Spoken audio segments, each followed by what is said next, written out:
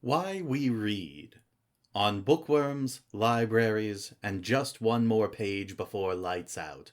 Written by Shannon Reed and published in February of 2024 by Hanover Square Press, with a snippet read by Richard Coombs. Available for checkout right now at the Alice Pendleton Library. I don't remember a time when I didn't know how to read. My grandmother, an elementary school teacher, taught me when I was 2. "You were ready," was Mum-Mum's matter-of-fact response the one time I asked her why. 2 is before my memories really begin, young enough to make reading seem less a hobby and more a way of life. I breathed, I ate, I cried, I slept, I chattered, I read, and I have not stopped reading since. When I asked my creative writing students at the University of Pittsburgh to tell me stories about themselves as readers, I hear anecdotes like that one. They, too, were constantly extorted by nearby adults to put their books down and look around on family trips. I nearly missed spotting Old Faithful in Yellowstone because I was nose-deep in a Nancy Drew. They, too, chose reading over most other activities, and, like me, many were punished for minor infractions by having books taken away for the day, leaving us to watch television, the horror, for entertainment. They, too, packed, and still pack, multiple books for any trips of more than a city block in distance, although e-readers has saved all of our backs, thankfully. Like me, they read and continue to read at any and all lulling moments of life. On the toilet, brushing one's teeth, in line at the post office, on any form of public transportation, by audiobook when driving. Like the Russian proverb about how one fisherman spots another from 100 yards away, I feel a familial affection for my fellow longtime intense readers. We are kin. Quiet, introspective, tea and cozy quilt-loving kin. While some of my students are finding their way back to reading for pleasure, I never stopped. I still read while I brush my teeth, squinting my middle-aged eyes inches from the book, and still bring 3 times the number of books I could possibly read on any trip, including my daily commute to campus.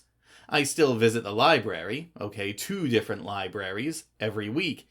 It's truly one of the greatest honors that the librarians recognize me on sight and start checking out my books on hold when I walk in.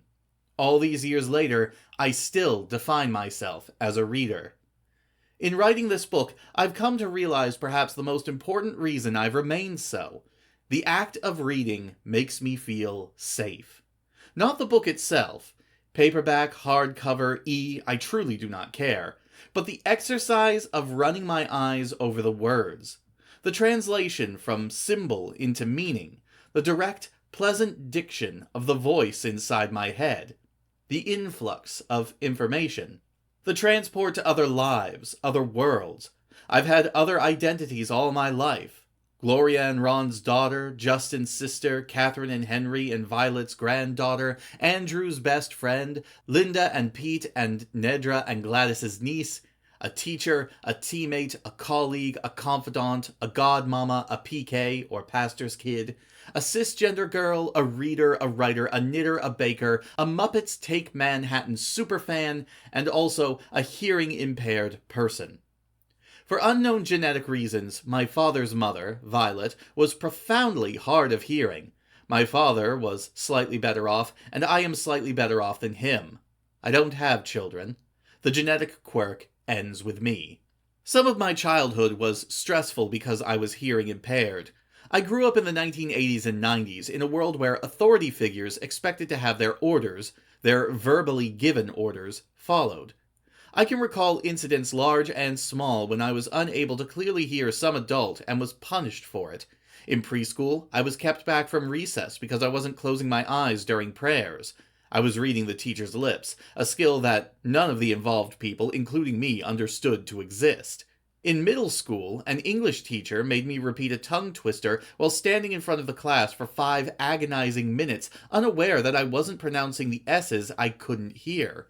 In music class, I couldn't identify a piece from the first few notes unless I was seated practically on top of the record player, ruining my grades on listening quizzes.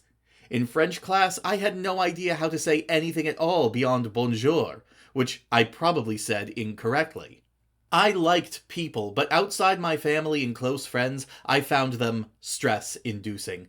Some were soft-spoken, many were offended when I asked to repeat themselves, and all occasionally told me to just forget it rather than say something again.